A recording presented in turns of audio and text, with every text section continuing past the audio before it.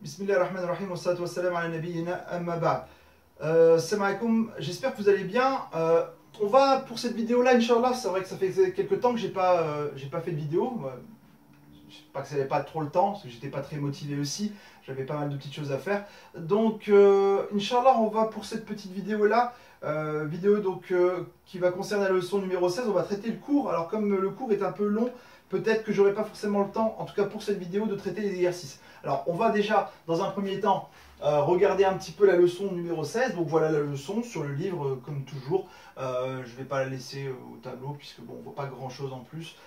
Donc tout de suite, je vais passer un petit peu au point important dans ce chapitre, dans cette leçon. Alors on y va. Dans cette leçon, on va parler un petit peu de ce qu'on avait vu la fois dernière. Donc on avait vu la fois dernière le fi'l ajwaf, donc les verbes concaves. Et cette fois-ci, dans cette leçon-là, on va voir de nouveaux types. D'accord. Donc un nouveau type de verbes concaves qu'on appelle fi'l ajwaf. Donc on y va. Tout de suite, on va passer au verbe du style acha, raba. Alors, la fois dernière, dans le cours, rappelez-vous, on avait vu les verbes du type saqa et kana. Et ces deux verbes-là, il y avait une damma dans le mudari'. C'est-à-dire que si je vais écrire par exemple kana, je vais dire akunu, d'accord, au mudari', et je vais dire kuntu fil madi. Ici, ces verbes-là, ils n'ont pas une damma, mais ils ont une kasra. Donc, on va voir une légère différence. Alors tout de suite, on y va. Si je regarde dans le dictionnaire, le verbe aasha, il est écrit comme ça. Vous voyez, aasha. Et ici, on voit très bien le ain et on voit un ya. Si on regarde, il n'y a pas de ya. Mais en fait, vous voyez, le ya, c'est entre guillemets ma kasra qui va être là. Donc le a, le ya et le sha. D'accord. Donc on a Moudari'. Au Moudari', pour les verbes du type raba et aasha, la deuxième consonne subit une transformation en ya. D'accord. Donc on aura un ya, tout de suite, dans le cas du ya, qu'est-ce qui va se passer? Alors maintenant, on va faire justement la conjugaison de aasha par exemple. On aurait pu faire raba, ce qui est pareil, mais on va faire aasha au mudari'. Et qu'est-ce que je vais avoir? Alors rappelez-vous, pour kana avec dama, on avait akunu, vous voyez? Et bien pour aasha, on va voir aishu, d'accord? Donc ici, vous voyez, il a l'apparition du ya, et donc ici, forcément une kasra. Aishu, taishu, taishina, yaishu, taishu. D'accord. Donc ça, c'est au mudari'. On passe tout de suite au madi. Qu'est-ce qui va se passer? La première consonne, elle va porter une kasra. Rappelez-vous, au madi, pour les verbes comme kana et saqa, la première consonne, elle portait une damma. Kuntu, surtout. Et bien ici, regardez ce qui va se passer. On va avoir la chose suivante. Rishtu, rishta, rishti, aasha, aashat. D'accord. Donc ici, vous voyez un petit peu la construction. Donc je répète, pour le savoir, il faut simplement regarder dans un dictionnaire. Alors, on y va pour le suivant. Alors, dans le suivant, qu'est-ce qu'on a? Enfin, il existe une dernière écriture. Alors, on a vu une de celles-là, c'était la deuxième écriture, aasha et raba. Alors, il y a une troisième écriture, parce que vous allez dire, oui, on a vu la dama, on a vu la kasra, est-ce qu'il n'y a pas une fatha? Ben si, justement. On a, sur certains verbes, comme nema, khafa, on a justement des différences. On y va. Au mudari', pour les verbes du type khafa ou bien nama, la deuxième consonne, elle va subir une transformation en alif. D'accord. Donc on avait vu la transformation en damma, on a vu la transformation en waw, on a vu la transformation en ya, et bien on va voir la transformation aussi en alif. Et qu'est-ce qui va se passer? Si je regarde dans un dictionnaire, je vois la chose suivante. Vous regardez bien. Nema, on me dit qu'il y a une fatha. Par contre, là, j'ai un waw. D'accord. Donc regardez bien. Ici, on n'est plus trop, on va dire, en corrélation. On a une fatha et ici, on a un waw. En fait, ça, c'est le masdar. D'accord. Ça, c'est le masdar naumun. Donc pour le masdar de nama. D'accord. Donc ici, on a une fatha. Donc qu'est-ce qui va se passer? Il va se passer qu'au mudari', je dois avoir une fatha. On y va. Le cas du alif. Si je fais au mudari', j'ai anamu, tanamu, tanamina, yanamu et tanamu. D'accord. Donc voilà, ici, hein, donc on est parfaitement là-dedans. Alors maintenant, qu'est-ce qui va se passer au mandi? Est-ce qu'on va dire au mandi nemtu? Est-ce qu'on va dire numtu? Est-ce qu'on va dire nimtu? Vous voyez, il y a trois possibilités. Ici, a priori, on devrait dire nemtu. Qu'est-ce qu'il en est? On passe au mandi. La première consonne portera une kasra. Regardez bien. Comme le verbe aasha et raba. Il va porter une kasra. Donc on a à la première et deuxième personne. Donc on va avoir la chose suivante. On va pas avoir un nemtu. Non, on va avoir nimtu. D'accord? Donc on va avoir nimtu, nimta, nimti, nama, namat. D'accord? Alors on pourrait expliquer un petit peu pourquoi, etc. Donc, mais on va pour l'instant pas trop donner d'informations et en tout cas embrouiller entre guillemets les gens. Mais on va voilà, prendre, on va dire, le modèle qui est le suivant, nimtu, nimta, nimti, nama, namat. Alors on va passer maintenant au point suivant du cours. Alors, on a dans le cours ce qu'on appelle ismul fa'il, d'accord? Ismul fa'il, c'est ce qu'on avait dit la fois dernière, un participe actif, d'accord? Donc le participe actif, on en a dans ce texte. Dans ce texte, on en a une nouvelle forme de ismul fa'il et la forme c'est celle-là. Donc on a فحسب الفأر أنه غائب. D'accord? Donc on a ici un participe actif, regardez bien. Ra'ibun. Et rappelez-vous, on l'avait vu dans le type de jalisun. On a la même forme. Fa'ilun. D'accord? Donc il est d'ailleurs là, fa'ilun. Et donc ici, on a un participe actif. Alors, qu'est-ce qu'il a de différent ce participe actif par rapport aux autres? Ben, il a la différence par rapport aux autres. On a une certaine différence par rapport au verbe en lui-même. Rappelez-vous, dans jalasa, dans jalisun, on avait jalasa. D'accord? Les trois consonnes, dans ces trois consonnes, il n'y a pas de alif, de waw ou de ya. Par contre, dans ra'ibun, on a le rein, mais on a aussi le alif. D'accord? Donc on a ici le alif. Donc ici, ce n'est pas entre guillemets, une consonne comme les autres. Le alif, le waw et le ya, rappelez-vous, ces trois-là. Donc on a le verbe raba. Et si vous regardez Raba, on a l'impression qu'il y a deux consonnes, qu'il en manque une. Non, l'une, c'est simplement la longue du rein, d'accord? Alors, comment on va justement s'y prendre? On y va. Les verbes du type fi'l ajwaf ont souvent leur forme donc en ismu fa'il dans cette forme, donc dans la forme qui va être ici, d'accord? Alors, je vous ai donné trois cas. Et dans ces trois cas, c'est à chaque fois des verbes ajwaf. Donc firm ajwaf, celui-là, kana, on l'a vu, d'accord? Ba'a, alors ba'a, donc vendre, et nama. Et si on doit faire leur ismu fa'il, ça va être de la manière suivante. Regardez bien. Ka, et on va faire apparaître en fait un yes en point avec une hamza. Ka'inun. D'accord? Je rappelle ici, c'est pas comme jalasa. Si c'était jalasa, on aurait jalison. Sauf que ici, on voit entre guillemets pas trop la deuxième. Et bien la deuxième, on va faire apparaître ici une hamza avec une kasra. Ka'inun. Pour ba'a, on va dire ba'i'un. Ba'i'un, c'est en vérité un vendeur. C'est la personne qui fait l'action de vendre. Ba'i'un. Et on a le troisième, nama, ça va se transformer en na'imun. C'est le dormeur, d'accord? Na'imun. Donc voilà la construction de l'ismul fa'il quand on est dans un verbe ajwaf. D'accord? Quand on est dans un verbe ajwaf, ici. Tout de suite, on passe à la suite. La particule enna, c'est vrai, on vient de voir une particule qui s'appelle enna. Alors, cette particule, elle s'utilise après certains verbes d'état. Elle a la particularité d'agir sur la phrase nominale dans le sens où elle va rendre le mubtada mansoub et le khabar marfou. En fait, enna, c'est comme lakinna, d'accord? C'est dans la même famille, d'accord? C'est dans la même famille. Donc, elle va faire en sorte de justement rendre le mubtada mansoub et le khabar marfou. On a un exemple. Donc ici, l'exemple c'est le suivant. Fahasiba al-fa'ru, et regardez bien. Ennahu ra'ibun. Donc là, qu'est-ce qu'on a? Fahasiba, en vérité, le hu qui est ici, c'est qui? Donc, si on regarde le texte, Fahasiba al-fa'ru, donc la souris, ici, elle a pensé, donc c'est du passé, regardez bien, hasiba, il est au passé, il est au mandi. La souris a pensé qu'il était absent, d'accord? Qu'il était absent. Mais c'est qui le il? Le il, c'est en vérité le chat. Donc, fahasib al-fa'ru enna, et si regardez bien, j'enlève le hu et je le remplace par ce qu'il était au départ, c'est-à-dire le chat, je vais donc dire enna al-qitta. Vous voyez, enna al-qitta. Ici, il y a une fatha. Ra'ibun, on ne le voyait pas ici parce que le hu, il se transforme jamais, il reste toujours entre guillemets comme ça, sauf dans un cas où il prend une kasra, mais ici, il ne prendra pas la fatha. Donc, le hu, il était pour le qitta. Donc, on a la chose suivante, le enna va impliquer la fatha sur, entre guillemets, le mubtada qui n'est plus mubtada, d'accord? Puisqu'on va voir justement la déconstruction un petit peu de cette phrase-là. On y va. On a fatha, Lui, c'est ce qu'on appelle ismu anna, et il est mansoub, bil fatha. Lui, c'est khabar, donc ici, anna, il est marfou, on le voit bien, il y a la damma, et bid damma zahira, donc ici, on voit très bien.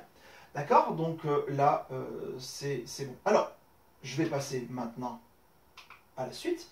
Emploi de fait. Effectivement, dans le texte, à un moment, on voit qu'il y a une nouvelle particule qui est le fait.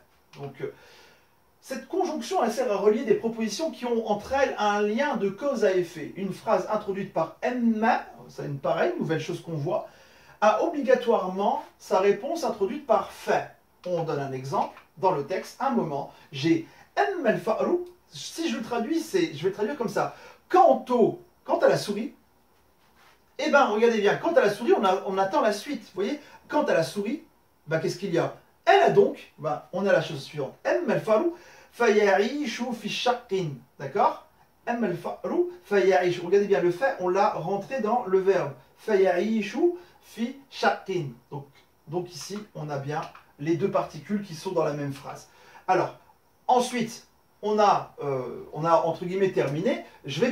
Puisque j'ai un peu le temps, je pensais que ça allait prendre plus de temps, donc je vais quand même faire l'exercice du livre. Donc l'exercice numéro 2, ici on me demande simplement de conjuguer les verbes, donc ici les verbes ils sont conjugués, d'accord? Donc aribu, taribu, taribina, yaribu, taribu, ici c'était au présent, au mudari', pareil pour le verbe nama, on l'a fait tout à l'heure, donc je vous laisse prendre un peu connaissance des verbes, ici riptu, ripta, ripti, donc pardon, ici riptu, ripta, on a ripti ici, donc là il y a une petite erreur ici, ripti, raba, rabat, d'accord, donc voilà, sinon ici c'est, normalement c'est bon, il n'y a pas de problème. Donc ça c'est l'exercice numéro 2. Je vais passer tout de suite à l'exercice suivant. Exercice numéro 3, et dans l'exercice numéro 3, il y a justement un texte où il faut vocaliser, toujours pareil, hein, je le répète, les textes sont super intéressants parce qu'il faut ici mettre en vérité ce qui vous attendra dans peu de temps, c'est-à-dire que, je le redis encore une fois, les livres en arabe, en majorité, on va dire à 98% des cas, n'ont pas de voyelles, donc pour comprendre, il va falloir les mettre, et pour les mettre, il faut avoir une bonne base de grammaire, de grammaire, tout simplement. Alors j'y vais. Je vais donc ici faire la lecture. Ma dakhaltu dara li anni khiftu min al-kalbi. D'accord? Donc on a ça. Al-qitu ya'kulu al-fa'ara. Donc ya'kulu c'est un verbe, il va justement agir. Hein. Lui ça va être le complément d'objet direct. Donc il mange quoi? Il mange la souris.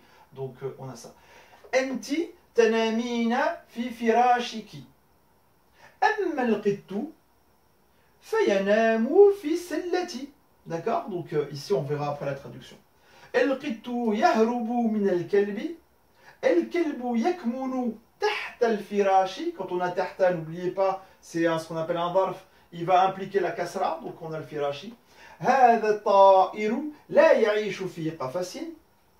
MC, lui, il reste toujours entre guillemets MC. D'accord? Donc MC, ribtu anil madrasati li'anni kuntu maridan. D'accord? Qad haraba at-ta'iru min qafasihi. Min qafasihi. D'accord? Donc on voit bien ici le cas, tout à l'heure on avait dit que le hay prenait la kasra dans un cas, quand on est dans ce cas-là, justement ici, on ne peut pas dire qafasihu, on va dire qafasihi. D'accord? C'est le min qui va impliquer la kasra. El-kelbu la yakhafu min al-qitti. El-kelbu la ya'kulu al-fa'ara. D'accord? Donc vous voyez ici un petit peu l'exercice numéro 2. Donc voilà, on va passer tout de suite à la traduction. Donc ici, la traduction, elle est là. Je ne suis pas entré dans la maison parce que j'ai eu peur du chien. Le chat mange le rat, ou la souris. Toi, tu dors dans ton lit, quant au chat, il dort dans le panier. Le chat s'enfuit du chien. Il se sauve, hein, donc s'enfuir. Le chien se cache sous le lit. Cet oiseau ne vit pas dans une cage. Hier, je me suis absenté de l'école parce que j'étais malade. L'oiseau s'est enfui de sa cage. Le chien n'a pas peur du chat. Le chien ne mange pas le rat. On passe tout de suite à l'exercice suivant, exercice numéro 4, même exercice, toujours pareil, donc très intéressant. On y va. Zainabou khafat min al-fa'ri. Ya Ahmadou, hal nimta fi firashika? Anti la takhafina. Bah oui, parce que c'est anti, donc là je ne vais pas dire la takhafou, donc je vais dire anti la takhafina min al-kalbi. El waladou la yakhafu min al-baqarati. يحسب الجنان أنه ليس في حاجة إلى مساعد لأن بستانه صغير. D'accord. الكلب يثب على القط. N'oubliez pas ce verbe là, c'est wathaba. Donc c'est pour ça qu'il y a l'apparition d'un ya ici, d'accord. Donc ici hein, le wa a disparu. يثب على القط. لا يذهب التلميذ إلى المدرسة في الليل. المعلم لا ينام. المعلم لا ينام في حجرة الدرس. حسبت أن هذه السيارة لك. D'accord. Anna, regardez bien, le Anna va impliquer la fatha, regardez. Alors vous allez me dire, pourquoi il n'y a pas de fatha ici? Non, il n'y en a pas, parce que lui, il est mebni, il reste toujours comme ça, hadihi, d'accord, il est toujours invariable. Anna hadihi sayyarata laka. Ana ishtu fi hadihi dari hina kuntu saghiran. D'accord, donc kuntu saghiran. Je passe tout de suite à la traduction. Que voici, Zainab a eu peur du chat. Oh Ahmed, as-tu dormi dans ton lit? Toi, tu n'as pas peur du chien. L'enfant n'a pas peur de la vache. Le jardinier pense qu'il n'a pas besoin d'un apprenti parce que son jardin est petit. Le chien bondit sur le chat. L'écolier ne va pas à l'école la nuit. Le professeur ne dort pas dans la salle de classe. Je pensais que cette voiture est à toi. Ou je pensais que cette voiture était à toi. D'accord? Ce qui serait plus logique d'ailleurs. Elle était à toi. Moi, j'ai vécu dans cette maison lorsque j'étais petit, lorsque j'étais enfant. D'accord? Donc ici, je passe maintenant à l'exercice numéro 5. Et c'est la, entre guillemets, traduction. Donc, rapidement, hein, donc dans l'exercice numéro 5, on est dans la leçon numéro 16. Alors, leçon numéro 16, on a dans l'exercice numéro 5, que je vais reprendre, on avait le texte suivant. Un nid est tombé sur la fenêtre de ma chambre. Alors, pardon, c'est la leçon 17, la leçon numéro 5. L'âne n'a pas peur du chien. La yakhafu al-himaru min al-kalbi. D'accord? La yakhafu al-himaru min al-kalbi. Pourquoi as-tu dormi par terre? Alors, pourquoi as-tu dormi par terre? C'est du passé. D'accord? As-tu dormi? Limadha nimta ala al-ardi.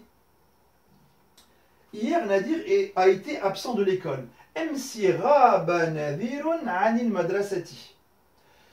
On y va pour le suivant. Cet enfant vivra dans ma maison. Saya'ishu. D'accord? Il vivra, c'est du futur. Saya'ishu hada al-waladu fi dari. Donc, dans ma maison. Donc, regardez bien ici, il y a un hier. D'accord? Donc, dans ma maison. On passe au suivant. Zainab croit que la chienne est dans sa chambre. Tahsabu. Zainabu anna al-kalbata. Et regardez bien, anna al-kalbata fi ghurfatiha. Qu'est-ce qu'on a à la suite? Le chat a bondi sur l'oiseau, mais l'oiseau s'est enfui. Wathaba al-qittu ala al-ta'iri, lakin al-ta'ira haraba. On passe au suivant. Cet homme est bien portant, mais il croit qu'il est malade. Hada al-rajulu sahihun lakin. Attention, regardez bien. J'ai mis ici comment dire, une soukoun. J'aurais pu dire aussi lakinnahu, d'accord? Donc on aurait pu dire lakinnahu yahsabu. Donc là, lakin yahsabu annahu maridun, d'accord? Donc ici, lakin yahsabu annahu maridun, d'accord? Donc ici, donc voilà. Alors j'ai pas mis lakinnahu parce que ça aurait fait annahu lakinnahu. Vous voyez, ça aurait fait un peu lourd. Lakin yahsabu annahu maridun, et ça c'est la meilleure écriture. El-qittu ala shajarati, donc là je suis au dernier, pardon, l'avant-dernière. Le chat est sur l'arbre quant à l'oiseau et s'est enfui. El-qittu ala shajarati, amma ta'iru faharaba. D'accord? Et là j'arrive à la dernière phrase. La souris a bu le lait du chat puis elle est partie. Alors le lait du chat, déjà pour moi il y a une annexion. Donc, Sharib al-fa'ru labana al-kalbi. Regardez bien. Labana al-kalbi. Labana, il prend la fatha parce qu'en vérité, c'est le complément d'objet direct de sharaba. Donc, c'est la souris qui a bu le lait. Donc, le lait, il est complément d'objet direct. Labana al-kalbi. Thumma, ensuite, dhahaba. Donc, il est parti. Hein. Si c'était marqué, il était enfui, on aurait dit haraba. Mais là, c'est dhahaba. Donc, tout simplement. Donc, voilà. Ici, donc, on a. Alhamdoulilah, on a terminé un petit peu cette leçon numéro 16.